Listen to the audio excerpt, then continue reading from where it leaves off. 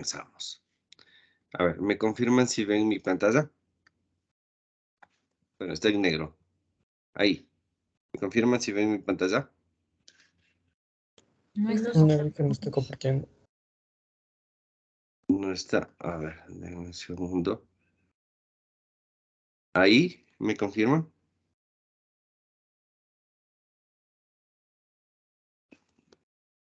Sí, profe. Ya, sí, está en negro las diapositivas. Ya, perfecto. Entonces, a ver.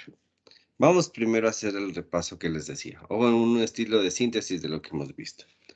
A ver, yo a ustedes les mandé a leer qué era un sistema de aireación. ¿Qué era? Es un sistema al cual podemos elevar un diferencial de presión. Es compresión, un sistema de aireación, propiamente. ¿Qué es?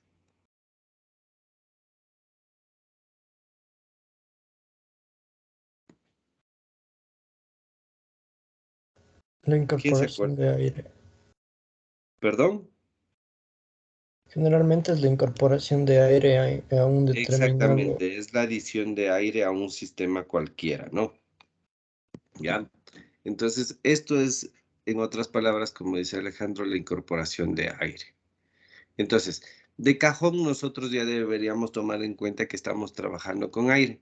Dentro de lo que es aire, dentro de lo que habíamos hablado acerca del aire, habíamos definido que el aire se puede a su vez definir como una mezcla de gas ideal, ¿se acuerdan? Entonces, al ser un gas ideal, habíamos visto que las propiedades termodinámicas o las propiedades en general para poder calcular la energía que necesito para comprimir un aire dependían de qué función. De la temperatura y De la temperatura, exactamente. Al ser ideal, depende netamente de la temperatura. De hecho, esto habíamos visto en tablas, ¿se acuerdan?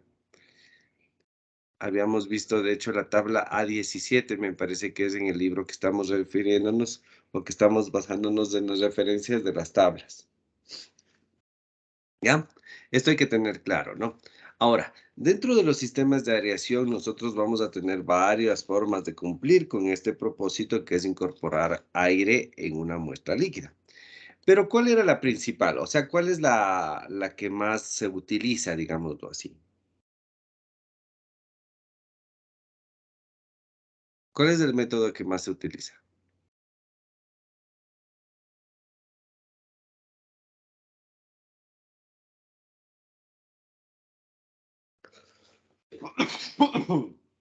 A ver, chicos, de esto yo les mandé a leer. el superficial. Ya, y para nuestro caso, para lo que es ingeniería ambiental, ¿cuál es el que más se utiliza? El de burbujeo. Ya, burbujeo por difusión, ¿no?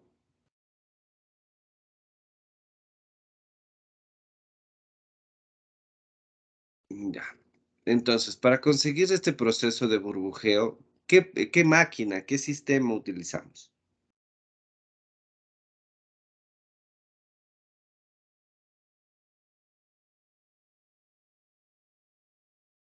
¿Cuál es el método que se utiliza Compresor. generalmente?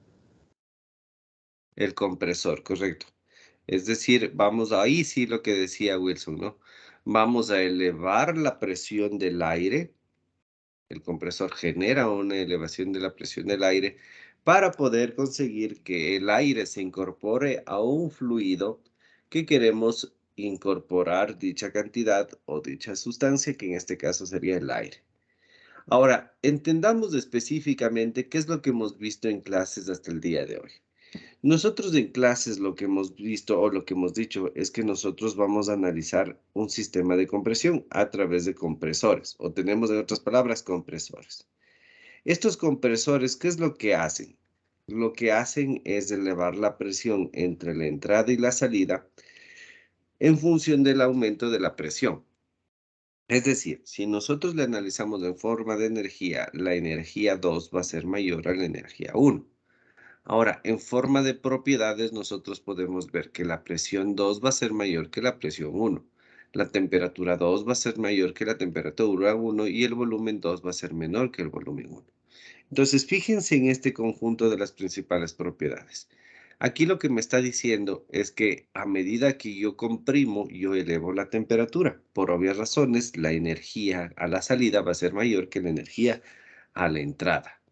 Ahora, si nosotros nosotros en estas últimas clases lo que hemos hecho es calcular cómo determinar el trabajo o la potencia o la energía que se necesita en un compresor para elevar la presión desde P1 a P2.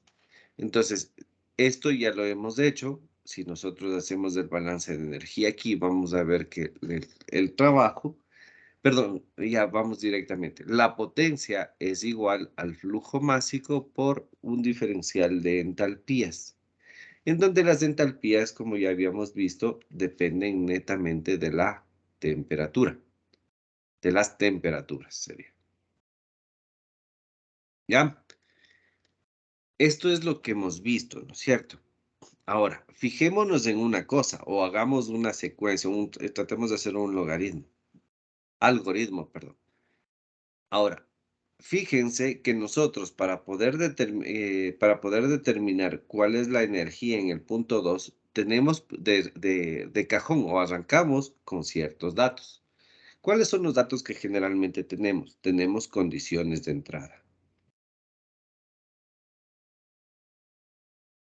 Es decir, nosotros vamos a tener temperatura y presión de entrada. Ahora, ¿qué otro dato tenemos? Tenemos condiciones de la salida, pero a la salida por lo general ya se tiene únicamente la presión. Entonces, fíjense, una vez establecidas las condiciones de entrada y salida, y si es que tengo solamente la presión, el objetivo o el siguiente paso sería determinar cuál es la temperatura a la salida. ¿Con qué fin se calcula la temperatura a la salida? Con el fin de determinar cuál es la entalpía a la salida. El rato que nosotros tenemos la entalpía a la salida, ya podemos determinar cuál es la cantidad de potencia que consume el compresor. Estos serían los pasos que siempre seguimos para poder calcular la potencia. Entonces, fíjense, nosotros a partir del dato de presión, podemos determinar la temperatura y a su vez la entalpía y por último podríamos determinar la potencia del compresor. Ahora, la pregunta del millón sería, ¿de qué depende la presión 2? La presión 2 va a depender en sí de cuál es la presión que nosotros querramos darle al fluido, ¿ya? Entonces, me voy a cambiar de hojita. ¿Cómo determinar la presión 2?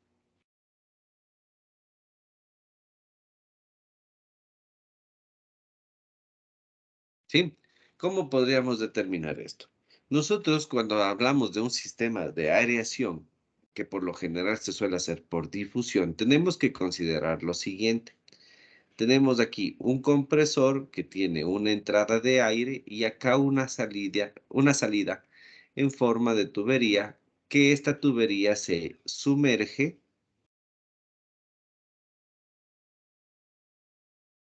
en un fluido o en un líquido, que es lo que nosotros queremos tratar. Ahora, fijémonos de algo. Fijémonos que la presión con la que deben salir las burbujas de gas por aquí, por la tubería, que después, ya, la presión con la que deben salir debe ser una presión suficiente como para vencer la presión que tienen en contra, que sería esto de aquí. Ahora, ¿de qué depende esta presión, chicos? De la presión del líquido y la presión atmosférica.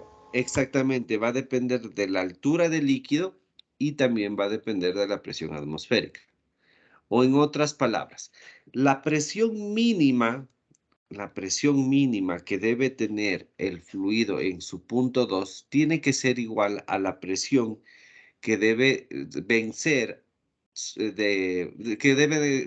por parte del fluido, es decir, la presión hidrostática, más la presión atmosférica. Ahora, digamos que estamos a presión atmosférica de 1, ¿no? Entonces, ¿cómo quedaría mi presión mínima que vendría a ser la presión 2? Vendría a ser densidad, gravedad por altura, más una atmósfera que podríamos asumir que es nuestra presión atmosférica, ¿no? Bueno, como vamos a trabajar en pascales, dejémoslo expresado aquí en 101.325 pascales. Entonces, fíjense, la presión 2 no es que puede ser cualquier presión. Debe ser una presión, sí, debe ser una presión mínima para poder vencer esta presión que a su vez se ejerce por parte del fluido en la tubería. Entonces, esto hay que considerar para poder contestar la pregunta, ¿cómo determinar la presión 2? ¿Sí se entendió, chicos?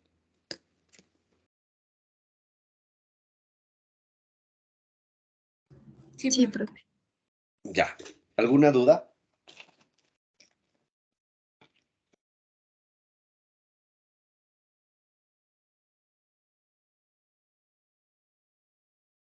Profe, ¿le puede poner un ratito en la anterior diapositiva, por favor?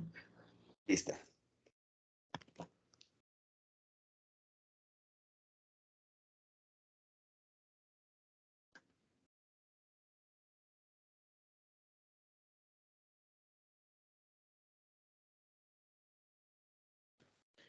Profe, disculpe, el cuarto sería potencia del compresor, ¿verdad? Sí. Ya, gracias, profe.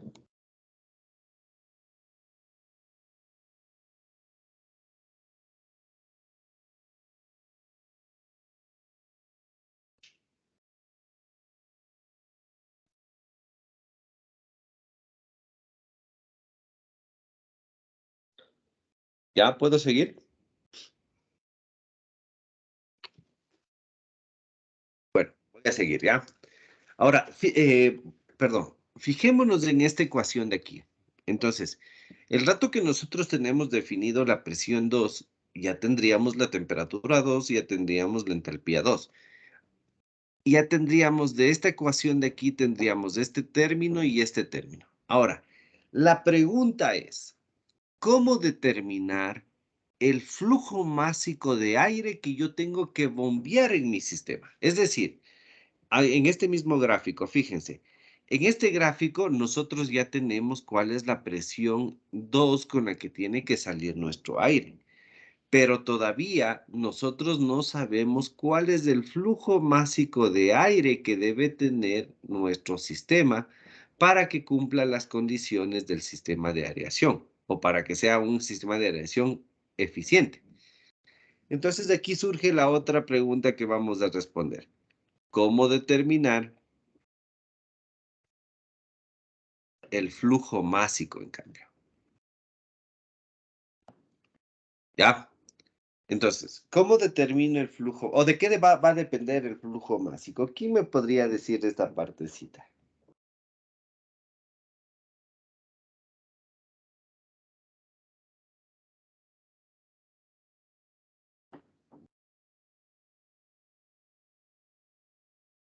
¿De qué va a depender el flujo másico? Nótese que el flujo másico vendría a ser cuántas burbujitas yo le tengo que hacer pasar por el difusor y a su vez por el agua para cumplir con las condiciones adecuadas. Entonces, ¿cómo determino el flujo másico? De acuerdo a las condiciones del agua o del líquido que nosotros queremos burbujear o queremos airear.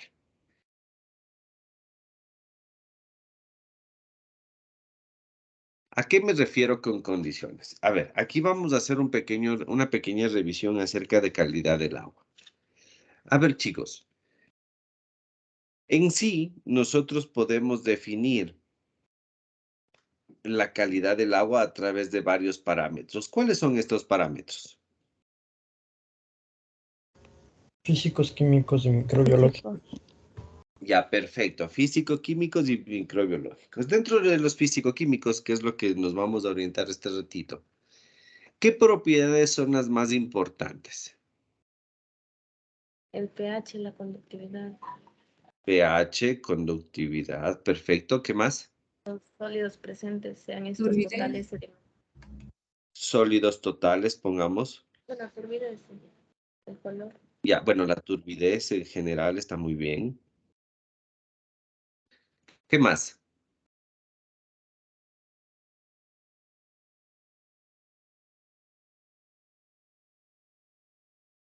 A ver, ¿qué más? La DBO. La Ya, temperatura también debería de- El de QO también, profe. el DBO, el DQO. Ya. ¿Alguien, algo más?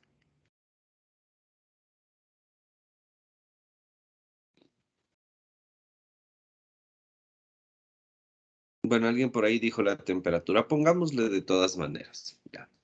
A ver, vamos analizando cada uno de estos parámetros que me mencionaron dentro de lo que es la calidad del agua. ¿De qué depende el pH del agua? De los sólidos disueltos, lo que contenga el agua. De las sales disueltas, ya, perfecto. La conductividad, obviamente, también de las sales. Los sólidos totales, obviamente, de los sólidos que contienen el agua, es decir, los sólidos en forma de sales, en forma de contaminantes, etc. La turbidez depende de los sólidos. Entonces, fíjense en algo. Ninguno de estos 4 parámetros que acabamos de mencionar es una función de la cantidad de oxígeno que tenga el agua. ¿Por qué me voy a enfocar a la cantidad de oxígeno? Porque es lo que estamos hablando, ¿no? Es un sistema de aireación. Entonces, ninguno de estos va a tener una cierta cantidad de oxígeno, perdón, no va a depender de una cierta cantidad de oxígeno para poder tratarlo o para poderlo mantener. Ahora, la temperatura obviamente tampoco tiene que ver, pero estos dos parámetros sí van a depender de la cantidad de oxígeno que tenga. De hecho, aquí podríamos estar hablando también de oxígeno disuelto en el agua, pero es un indicativo secundario. A ver, entonces, ¿a qué quiero llegar? Fíjense que con el DBO y el DQO, nosotros estamos ya relacionando lo que estamos viendo, que es el proceso de aireación. Entonces, nos vamos a basar en estas dos propiedades físico-químicas del agua. A ver, primero entendamos, ¿qué es el DBO? La demanda bioquímica de oxígeno. Ya, ¿y qué representa esa demanda bioquímica de oxígeno? La cantidad de oxígeno referente a los microorganismos, bacterias. Ya, aquí vamos a hablar de una materia orgánica, ¿sí o no? Sí. Sí. Hace referencia a una cantidad de materia orgánica que nosotros tenemos presentes en el agua. Entonces, si es que existe un DBO alto, ¿es beneficioso o no es beneficioso? No es beneficioso. Ya, perfecto, no es beneficioso. ¿Por qué? Porque lo que queremos es un agua limpia para el consumo. Entonces, al tener una demanda de oxígeno alta, se pueden crear diferentes microorganismos. Ya, perfecto. Entonces, no nos interesa el DBO alto, ¿no? Porque significa que tenemos una materia orgánica alta. Ahora, ¿qué es el DQO? La demanda química de oxígeno. ¿Y a qué hace referencia? A oxidar la materia con agentes químicos.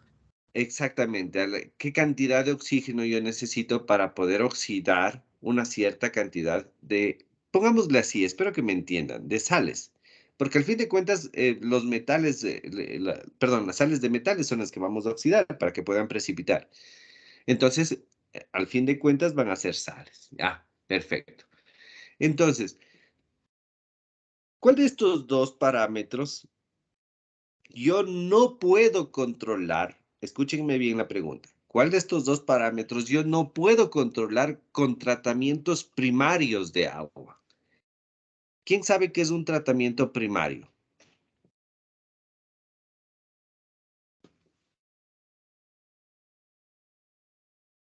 A ver.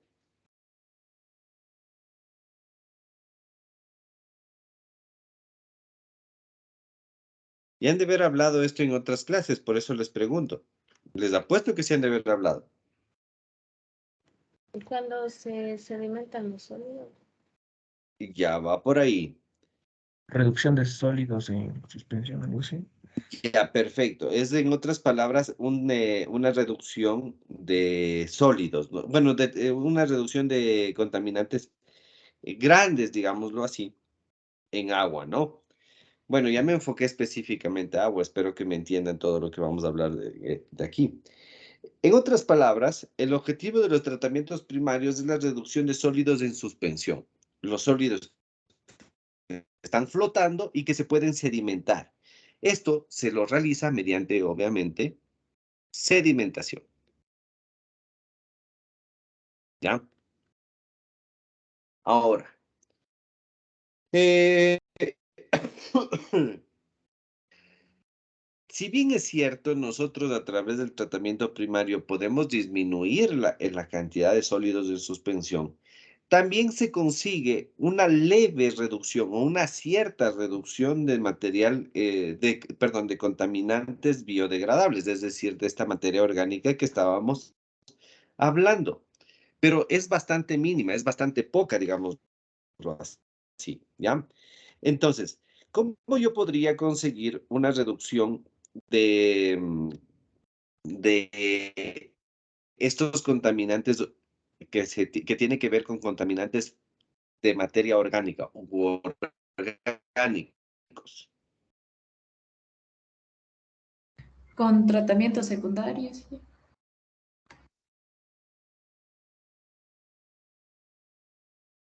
¿Me permiten un ratito, chicos? Se me está yendo el internet. ¿Sí me escuchan?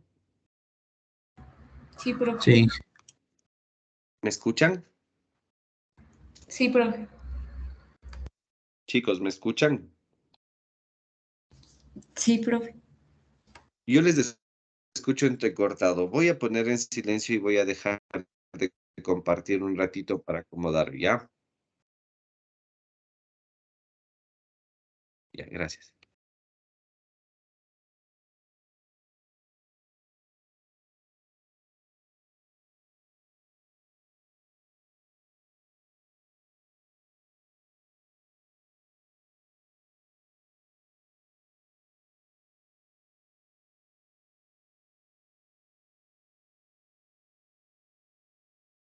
Chicos, ¿me pueden confirmar si es que se me escucha bien? Sí, profe, sí se le escucha. Ya, perfecto. Ahora yo también ya les escucho mejor. Entonces, bueno, nuevamente les voy a compartir mi pantalla. Ya, entonces, estábamos diciendo que el tratamiento primario me sirve para eliminar la mayor cantidad de sólidos totales o sólidos suspendidos, perdón, que se encuentran en el agua o en el efluente que estamos tratando. Esto se lo realiza mediante sedimentación. Ahora nosotros vamos a ver que tenemos un tratamiento secundario. ¿Qué es un tratamiento secundario? Es un tratamiento de aguas que tiene que ver con tratamientos o procesos de manera biológica para poder eliminar la materia orgánica presente en el agua. ¿Sí? Esto me sirve para eliminar la materia orgánica, para que no nos confundamos después en la presentación. Bueno, ya no puedo borrar. Pongamos aquí que yo lo que quiero eliminar son los sólidos. Aquí voy a eliminar la materia orgánica. ¿Ya? Entonces, si nosotros sabemos que por sedimentación, que no es lo que estamos viendo, podemos eliminar sólidos suspendidos y estamos hablando de sistemas de aireación, nosotros ya de cajón nos estamos orientando a la base teórica para lo que son los tratamientos secundarios. Estos tratamientos secundarios, como les decía, me sirve para reducir la materia orgánica. En otras palabras, ¿me sirve para qué propiedad de estas? ¿Para qué me sirve? ¿Qué vamos a reducir el rato que hacemos un tratamiento secundario? El DBO. El DBO, correcto, chicos. O sea, en otras palabras, me va a servir para reducir el DBO presente en la muestra de agua. ¿Sí queda claro? Sí, profe. ¿Ya? Listo. Entonces, nosotros nos vamos a orientar para hacer un tratamiento secundario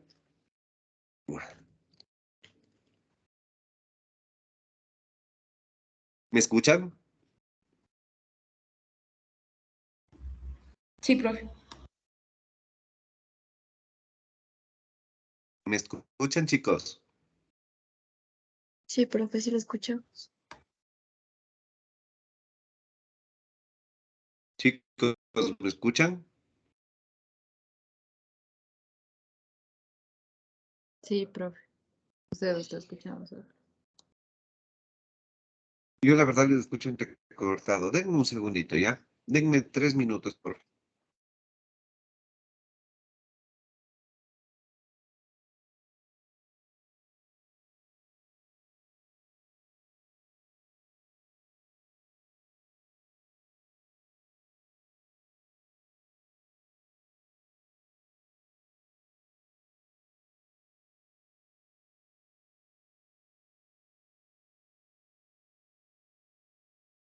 Ya, ¿ahí me escuchan mejor?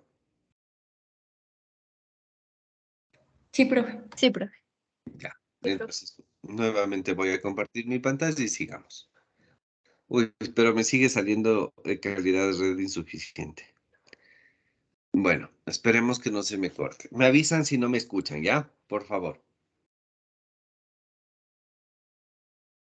¿De acuerdo? Chicos, Ya, profe. Bueno, profe. ya, ya. Entonces sigamos. En otras palabras, a través de un sistema de aireación o con ayuda de un sistema de aireación, nosotros vamos a tratar de darle un tratamiento secundario al agua y con esto reducir la materia orgánica presente en dicha agua. Ahora verán, si nosotros dijimos que la materia orgánica se mide a través del DBO, es obvio que el parámetro que más nos va a interesar en el agua va a ser el DBO. ¿En qué unidades se mide el DBO, chicos?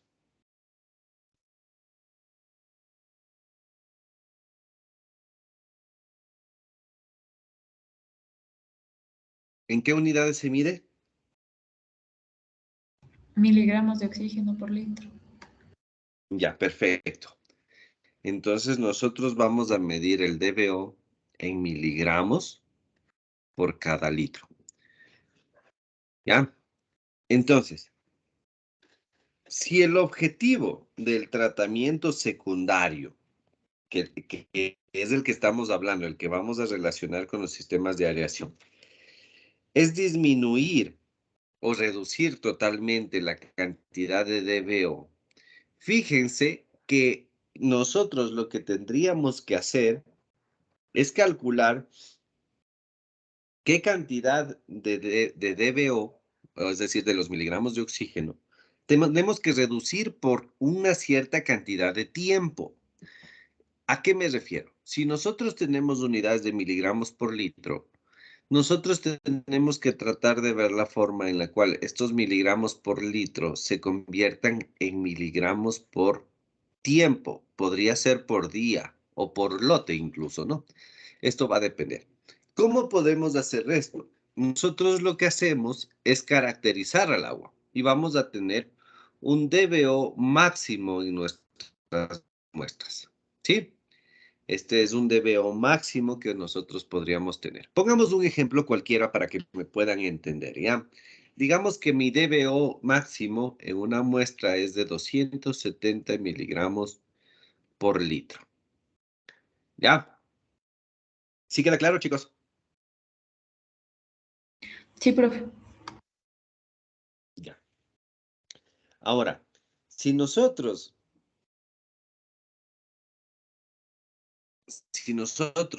conocemos ya la cantidad máxima que tenemos de DBO y sabemos el caudal que vamos a trabajar o con el que vamos a trabajar en nuestra planta de tratamientos, nosotros podríamos llevar estos miligramos por litro a gramos por día o miligramos por día. ¿Cómo lo hacemos? A ver, aquí, perdón, no, se me van a confundir si es que pongo estas unidades. Lo del caudal estaba bien. Ya. Entonces aquí nosotros tendríamos metros cúbicos por segundo, pongámosle ya. Entonces, si nosotros multiplicamos estos dos, vamos a obtener como resultado, aquí pongámosle así, vamos a obtener qué cantidad en miligramos de DBO nosotros tenemos que eliminar por una cantidad de tiempo, por ejemplo, por segundo. ¿Cómo hacemos esto? Pongamos de igual manera un ejemplo para que lo puedan ver. Si digamos, nosotros tenemos un caudal dentro de nuestro tratamiento de 0.01 metro cúbico por cada segundo, fíjense que nosotros aquí podríamos hacer la conversión. Nosotros podríamos hacer 270 miligramos por cada litro, convertirla a metros cúbicos. 1000 litros tiene un metro cúbico y me va a salir ya en metros, perdón, en miligramos por cada metro cúbico. Si multiplicamos por el caudal, que era en metros cúbicos por segundo, nosotros vamos a tener 1, 2. Nosotros vamos a tener los miligramos por cada segundo y hemos conseguido lo que queríamos analizar. ¿Sí lo ven, chicos?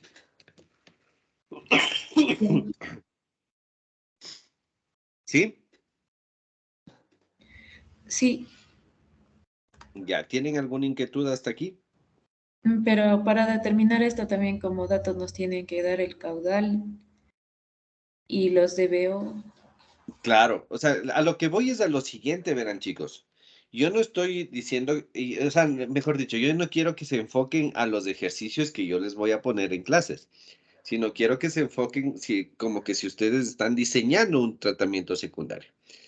Entonces, si es que van a diseñar un tratamiento secundario, ¿qué sería lo primerito que deberían hacer? Bueno, tanto para un primario como para un secundario. ¿Qué es lo primerito que deberían hacer?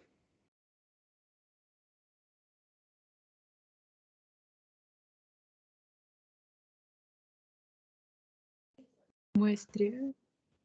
Muestrear y de ahí. Mandar al laboratorio. Caracterizar el agua, correcto. Tendrían que caracterizar. Ahora, ya enfocándonos específicamente a los tratamientos secundarios, ¿qué propiedad es la que nos debemos basar o en la que nos debemos basar? En el DBO. Conociendo el DBO y el caudal, que siempre se conoce, porque el caudal es el primer dato que nosotros tenemos para diseñar. Nosotros ya podríamos tener esta cantidad en miligramos por tiempo que se pueden tener para tratar. ¿Qué significa esto? ¿Qué significa este valor? Significa que yo debo eliminar por cada segundo, casi digo al día, yo tengo que eliminar por cada segundo 2700 miligramos de materia orgánica. ¿De acuerdo? Eso es lo que significa. ¿Ya? Ahora, ¿cómo le puedo eliminar esa materia orgánica? Ahí viene todo lo que son los tratamientos secundarios. Por ejemplo, qué sé yo, a través de microorganismos, de lodos activados, de lagunas estacionarias. Bueno, hay algunas formas de eliminar este DBO. De acuerdo a ciertos autores, perdón, de acuerdo a varios autores, ya se puede tener una presunción de cuántos kilogramos o metros cúbicos de oxígeno yo necesito para cada kilogramo de DBO. Entonces, ¿qué es lo que les estoy diciendo? Si nosotros esto le transformamos a kilogramos, ¿cómo me quedaría? Me quedaría 2.7 kilogramos por cada segundo. ¿Ya? Existe en bibliografía datos, por ejemplo, de esta manera. Por cada kilogramo de DBO que yo necesite tratar, ustedes nosotros necesitamos 154 metros cúbicos de aire que estén en el agua, o sea, que estén disueltos en el agua, ¿ya? Entonces, a partir de estos datos que se puede sacar de bibliografía o de sus cálculos, nosotros ya podemos relacionar a cuánto de aire vamos a necesitar para reducir cada kilogramo de DBO que nosotros tengamos. Por favor, chicos, denme un segundito. Quiero asegurarme este valor de aquí. No sé si es 154 metros cúbicos o es 1.54. No me acuerdo muy bien. Para no darles un dato erróneo, denme un segundo, me voy a verificar, ¿ya?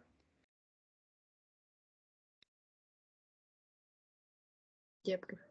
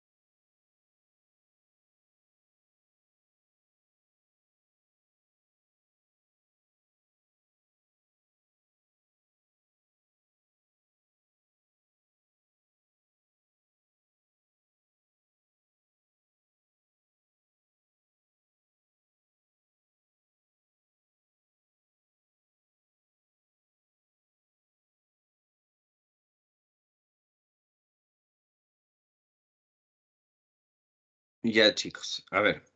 Bueno, como no no tengo a la mano otro libro, yo les voy a pasar les acabo de escribir al Teams la bibliografía en la cual me basé para poderles dar estos datos. Si es que tal vez hay otro dato que está diferente al que ustedes ven, no hay problema. Simplemente les estoy dando un dato como para basarnos y para que conozcan cuál sería el procedimiento, ¿ya?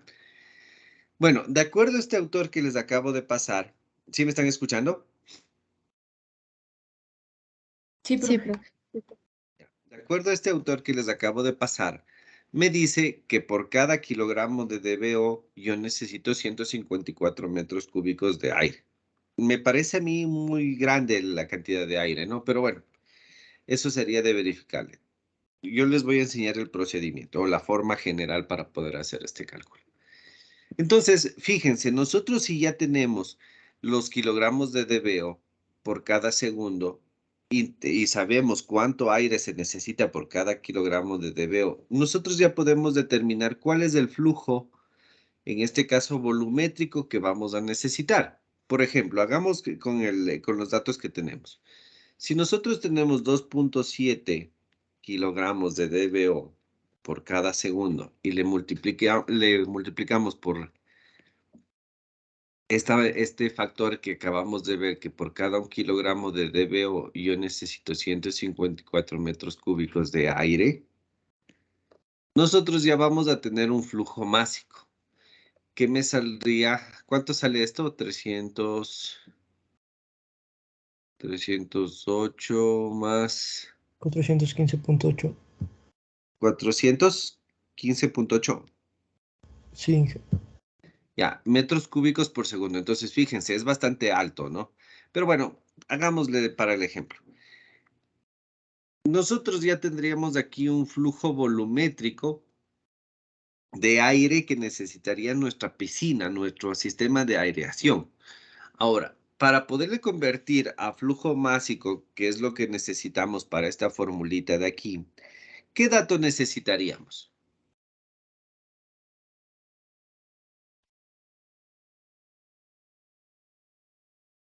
¿Qué dato necesitaríamos? La densidad. La densidad, correcto. Ahora, ¿cómo yo puedo determinar la densidad del aire a ciertas condiciones?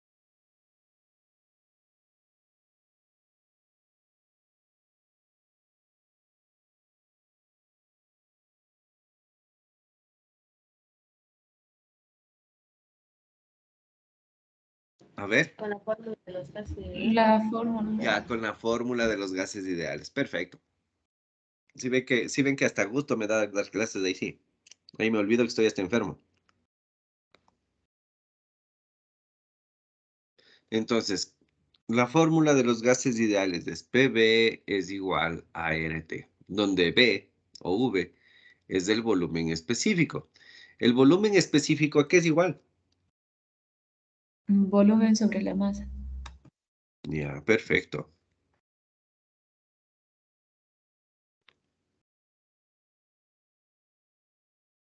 Entonces tendríamos esto.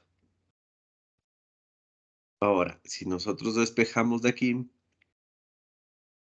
me quedaría de esta forma.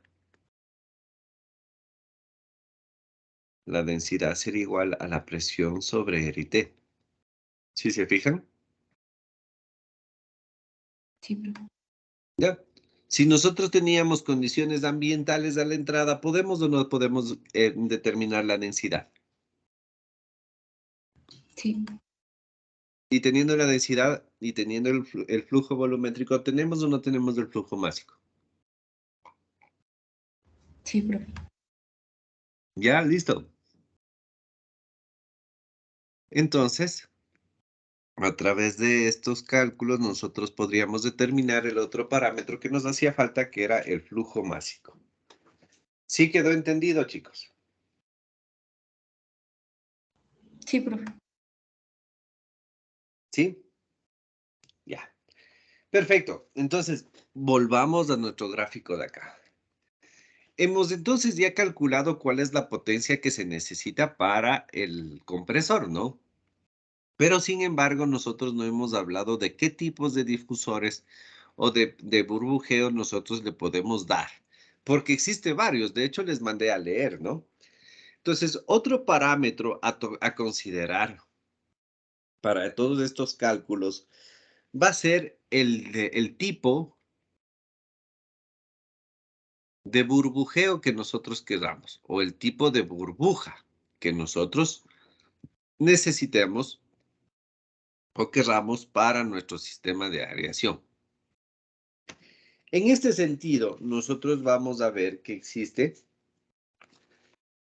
y de hecho ya les había explicado, que existe de acuerdo al diámetro de la burbuja, vamos a tener difusores o aireadores de burbuja fina,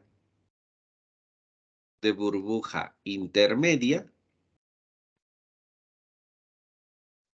y de burbuja tipo chorro o a chorro se llama. ¿Ya? Entonces, a ver, primero entendamos en qué sentido va esto. La burbuja fina vendría a ser una burbuja que tiene un diámetro entre 2 y 5 milímetros. La intermedia vendría a ser de 6 a 10 milímetros. Y la tipo chorro sería de 10 milímetros en adelante, aunque por lo general suele ser solamente 10 milímetros. Esta sería una clasificación de acuerdo al diámetro, ¿no? Diámetro de la burbuja. Ahora, fíjense que se nos va a hacer bastante difícil medir el diámetro de una burbuja. Entonces, nosotros podríamos determinar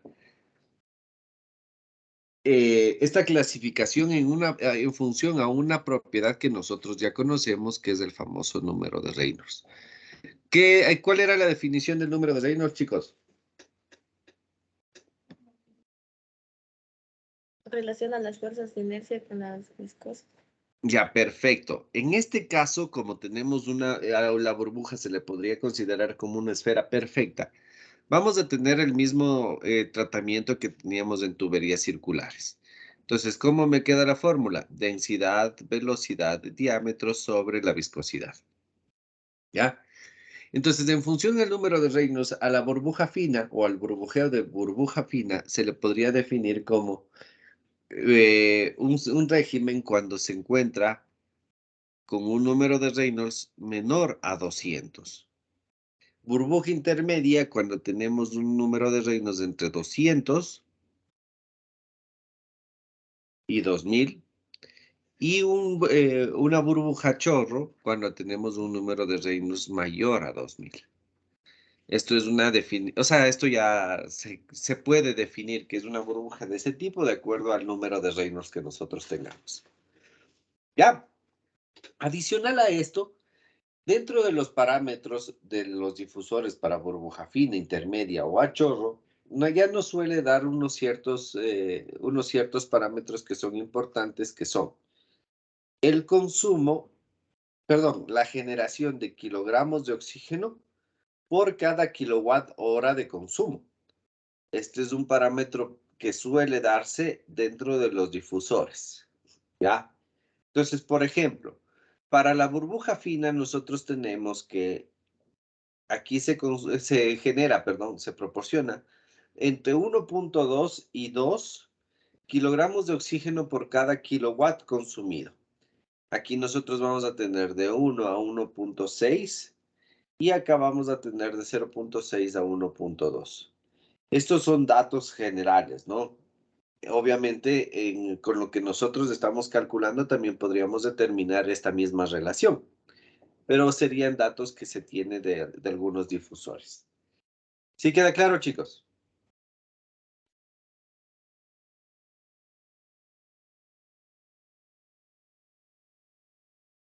¿Queda claro? Sí, profe. Ya. Entonces, nótese que aquí ya estamos viendo otro parámetro que sería de importancia cuando tenemos un burbujeo, un sistema de aireación, que sería justamente el tipo de difusor de acuerdo al tipo de burbuja que nosotros vayamos a tener. Ahora, aprovechando que estamos hablando esto de los difusores y de las burbujas, que son importantes del momento de hacer los cálculos. Por ejemplo, la relación de diámetros.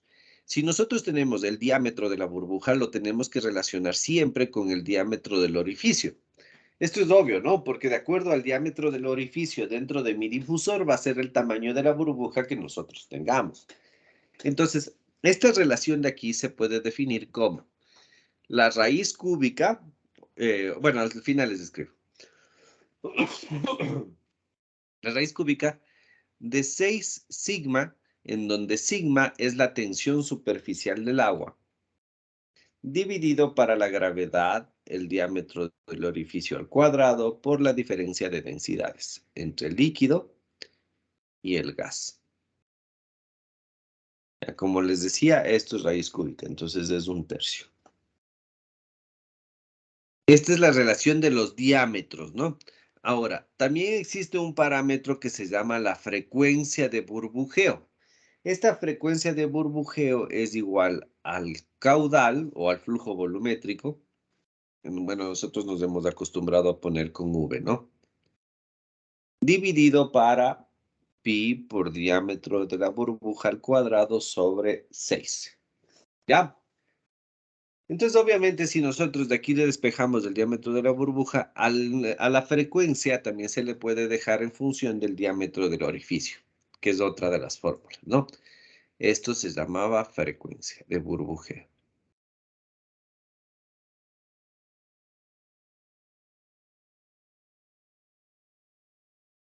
Ya, aquí aclaremos que este sigma es la tensión superficial. A todo esto, ¿quién me dice cuál es el concepto de tensión superficial?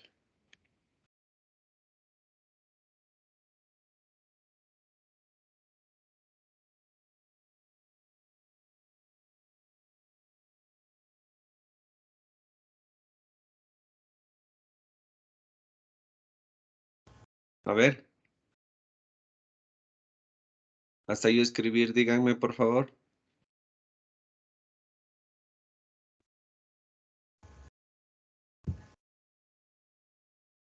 Estaría relacionado con la fuerza de cohesión entre moléculas. Si va por ahí. Si no estoy mal, es la fuerza que poseen los enlaces para que esta de aquí se mantenga más firme, algo así. Para que mantenga un volumen determinado. Sí, sí es eso. Ya, denme un segundito, termino de escribir para que les quede claro, ¿no? Ya, listo. A ver, hablemos de un ratito de esto de tensión superficial porque también va a ser uno de los parámetros que vamos a hablar más adelante. La tensión superficial, ¿qué es? A ver, nosotros ya hemos visto varias veces que cuando tenemos un sistema cualquiera, puede ser agua, sólido, líquido, siempre existe una atracción entre moléculas y moléculas. Por ejemplo, si nosotros tenemos un líquido en el cual tenemos una molécula en esta parte de aquí, y acá está otra molécula, y acá está otra molécula, y otra molécula, y otra molécula, esta que le voy a pintar de amarillo, que es la que nos interesa estudiar, vamos a fijarnos que tiene una cierta atracción con estas otras moléculas debido a las fuerzas intermoleculares. Entonces, de cierta forma, estas fuerzas intermoleculares le atraen a esta molécula para que se mantenga en este punto o se mantenga aquí, en esta zona. ¿Ya? Obviamente, en los sólidos, esta atracción es mayor que en la de los líquidos y obviamente mayor que en la de los gases. Esto ocurre en cualquier molécula a lo largo de todo la estructura de mi sistema, ¿no? ¿Cómo se llama? De mi estado. Ahora, ¿qué es lo que ocurre con las moléculas de aquí? Fíjense. Las moléculas de aquí, si bien es cierto, van a tener la atracción de todas las moléculas que se encuentren por debajo de estas, fíjense que estas moléculas ya no tienen una atracción en cambio por encima. Es decir, ya no vamos a tener esto. Ya no tenemos esto. Entonces, en esta capa límite, digámoslo así, o en esta capa donde ya se termina nuestro fluido, debe compensarse las fuerzas que no están recibiendo. Entonces, esta fuerza o esta tensión que se compensa para que el volumen del fluido no aumente infinitamente, se conoce como tensión superficial. Me van a preguntar, ¿y esto qué tiene que ver con el burbujeo? Si nosotros le hacemos de forma análoga a un sistema cuando mezclamos un sólido con agua, este es el sólido, y le mezclamos con agua, no sé si han visto que muchas de las veces el agua es como que forma una burbuja de este sólido. Por ejemplo, cuando estamos haciendo café o cuando estamos haciendo chocolate en agua fría o en leche fría, ¿sí han visto que se forman unas burbujas de sólido? Sí, profe. Ya, eso es debido a la tensión superficial. Ahora, ¿qué es lo que sucede si nosotros tenemos una tensión superficial? En otras palabras, mi burbujita de aire no va a poder, digámoslo así, meterse en mi fluido. O sea, este es el fluido, ¿no? Este es el líquido y este es el aire. Entonces, si es que el líquido tiene una tensión superficial grande, este aire no va a poder introducirse aquí en medio de las estructuras, sino lo que va a hacer es ir caminando o va a recorrer a lo largo de todo el líquido que nosotros tengamos sin conseguir la transferencia de masa que queremos. ¿Sí queda claro, chicos?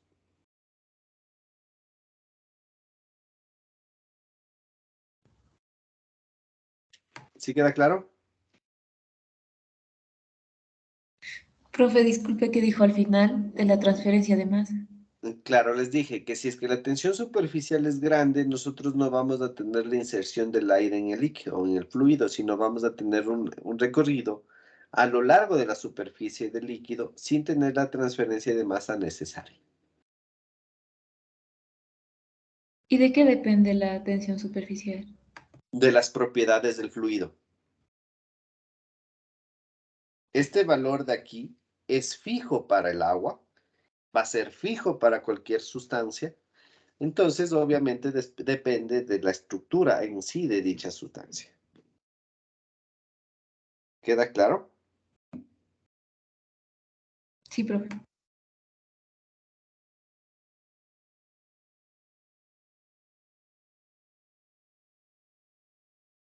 ¿Ya? ¿Alguna otra duda, chicos?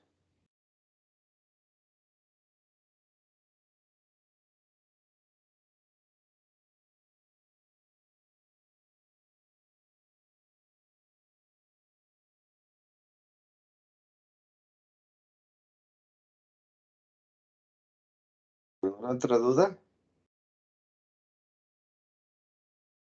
Ninguna. Entonces voy a seguir, ¿ya?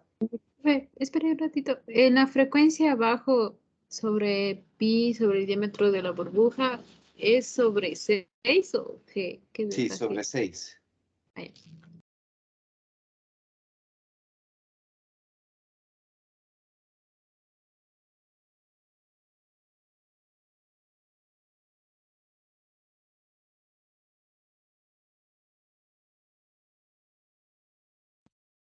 ¿Ya? ¿Puedo seguir? Sí, profe. Profe, Dígame. ¿y la tensión superficial ya viene dada en tablas o hay que Sí, calcular? eso digo, son datos o son propiedades de cada sustancia, ¿no? Ya, profe. Ya. Listo, chicos. Entonces, fíjense de una cosa. Ya hemos visto, mejor dicho, cómo sacar el resto de los parámetros que necesitamos para el cálculo de la potencia, porque acuérdense que habíamos visto que lo más importante era la potencia, ¿no?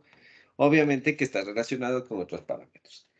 Ahora, ya hemos hablado de esta partecita que es importante, y de hecho introduje un término que espero que se acuerden que era la famosa transferencia de masa. Entonces, en nuestro caso, ¿qué es lo que nos interesa? Nos interesa transferir una cierta cantidad de oxígeno que se encuentra en el aire, en el agua o en el líquido que nosotros estamos tratando. Entonces, analicemos cuáles serían los parámetros más importantes o los parámetros de diseño para nuestros difusores porosos que nosotros podemos tener. Ay, puse la tilde en la otra A. ¿Ya? Entonces, a ver, ¿de qué nomás va a depender estos parámetros de los difusores? Por ejemplo, ya vimos que era dependiente del diámetro de la burbuja. ¿De qué otra cosa creen que va a depender? También va a depender del caudal, ¿no? Pero el caudal del aire, obviamente. ¿De qué otra cosa, chicos? Del tipo de fluido. Ya sería de las propiedades del fluido. ¿Qué propiedades principalmente?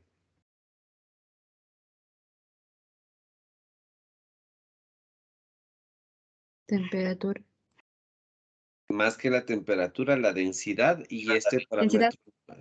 este parámetro nuevo que vimos que era la difusividad. Ya. ¿Qué otra cosa de la geometría del medio o la geometría en este caso del tanque? Porque no va a ser lo mismo hacer un burbujeo en un tanque rectangular que en un tanque circular. Ahora, ¿qué otra cosa? Obviamente, cuando estamos hablando de la geometría, también va a ser de la separación de los difusores.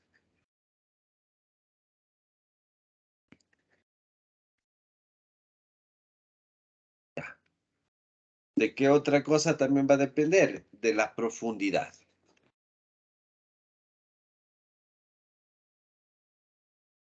¿Ya?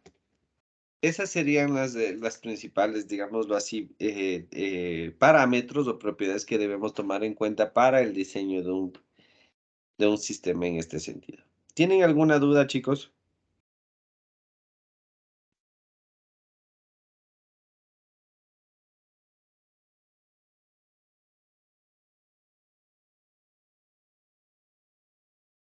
¿Tienen alguna duda?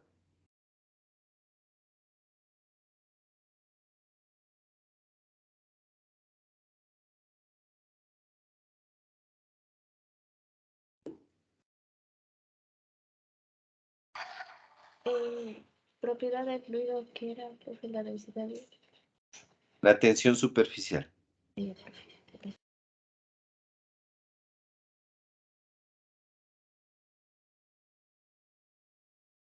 ¿Alguna duda, chicos? La viscosidad no afecta. Sí afecta, pero las que más se van a utilizar, digámoslo así, serían las dos, ¿no? Ya, profe.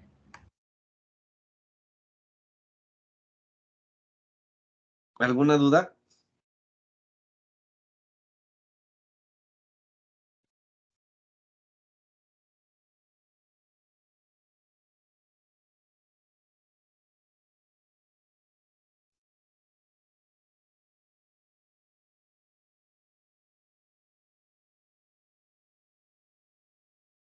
Ninguna. Ya. Entonces, ¿alguna inquietud que tengan? No, profe. Ya. Listo, chicos. Esto sería lo que me hacía falta para terminar con esta parte de lo que son sistemas de aireación. Bueno, si bien es cierto, nos hace falta un poquito del análisis de lo que es la transferencia de masa, pero esto no vamos a profundizar debido a que esto me imagino que han de ver en ¿cómo se llama? En diseño de bioreactores. Pero lo que sí necesitaría que tomen en cuenta es que justamente en lo que es transferencia de masa, la transferencia de masa va a influir directamente en lo que es la absorción del oxígeno. Y ya hemos visto cómo se da esta transferencia de masa. De hecho, eso es lo último que vimos cuando estábamos viendo fenómenos de transporte. Vimos que se podía determinar o se podía trabajar con las constantes locales y las constantes globales. ¿Se acuerdan de eso? ¿Se acuerdan o no se acuerdan? No, profe. Bueno, sería bueno que revisen un poquito de transferencia de masa, ¿no? Ahí hay unos modelos que habíamos visto que se llaman los modelos de doble película, en los cuales teníamos un coeficiente local y un coeficiente global. ¿Se acuerdan o no? En lo que vimos de la teoría de la biopelícula, algo así, ahí me acuerdo que sí nos dio de eso de los Sí, coeficientes. es la teoría de doble película. En esa. Sí, sí, sí, sí.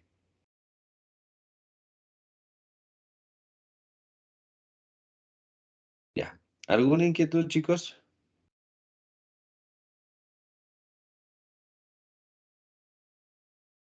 No. Ya.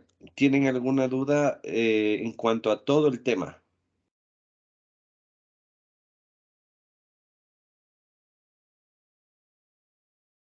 Profe, de lo que acabo de decir, tenemos que revisar la teoría de la biopelícula y las condiciones de que... No, la teoría de doble película o los modelos de transferencia de masa.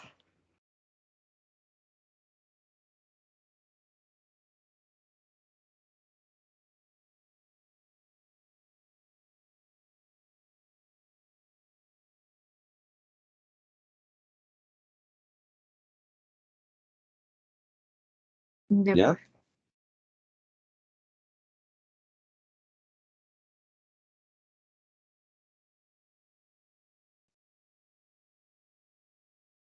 ¿Alguna duda, chicos? ¿Ninguna? Bueno, a ver, vamos entonces a hacer lo siguiente. Quiero que vayan a repasar ejercicios de lo que son compresores, ¿ya? Denme un ratito y ya les busco ejercicios para que puedan repasar, ¿de acuerdo?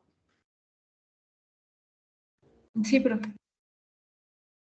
Y hasta mientras pónganse de acuerdo qué fecha darían la prueba de capítulo.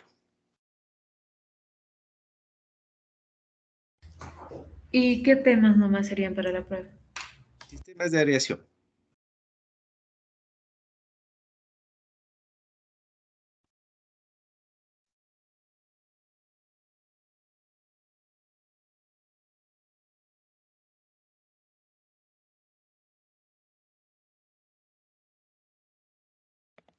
¿Con ejercicios o solo materia? ¿No? Ejercicios también.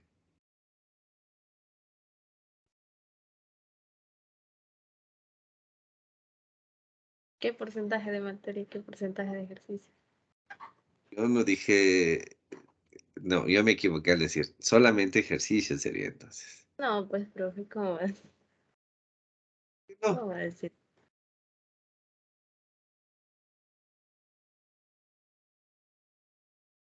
A ver, déjenme buscar. Ya hablamos, denme un segundito. Estoy buscando lo de los de ejercicios de compresores.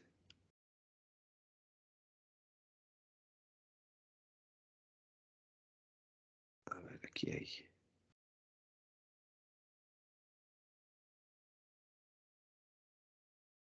Pero no hay compresor de aire.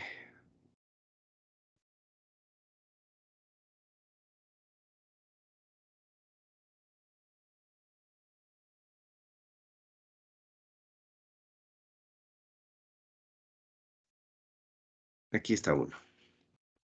Ya.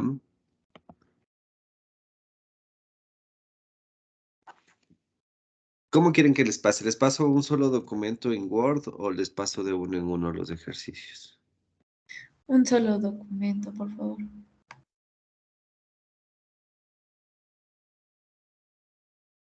Ya, para no demorarme, no les voy a transcribir, así que solamente les voy a subir una captura, ¿ya? Ya, profe.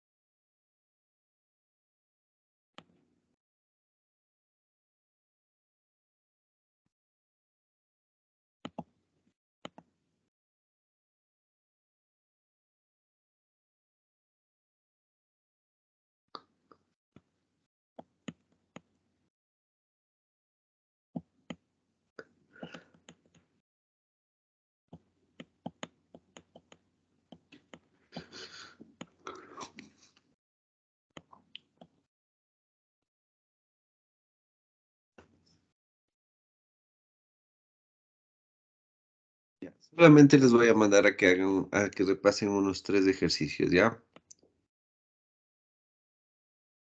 Ay, se me perdió. Ya.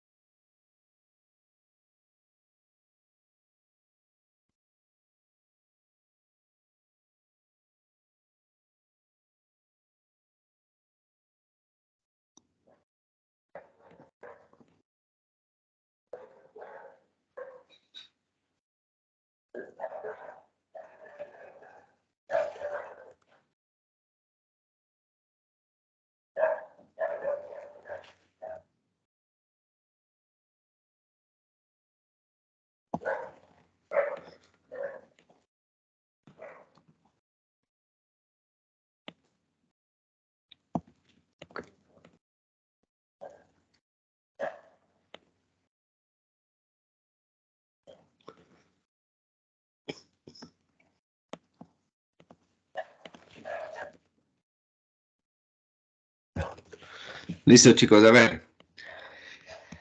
Les paso entonces el documento donde están los ejercicios, ¿ya?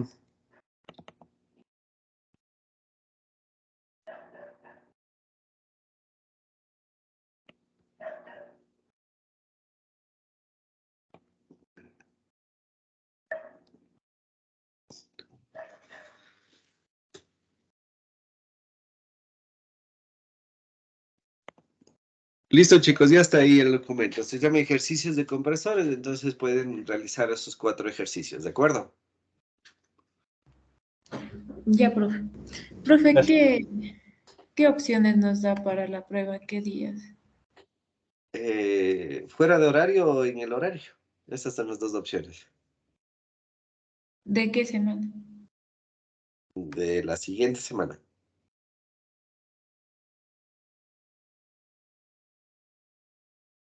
O sea, la primera semana de junio. Ajá. Así mismo creo que quedamos, ¿no?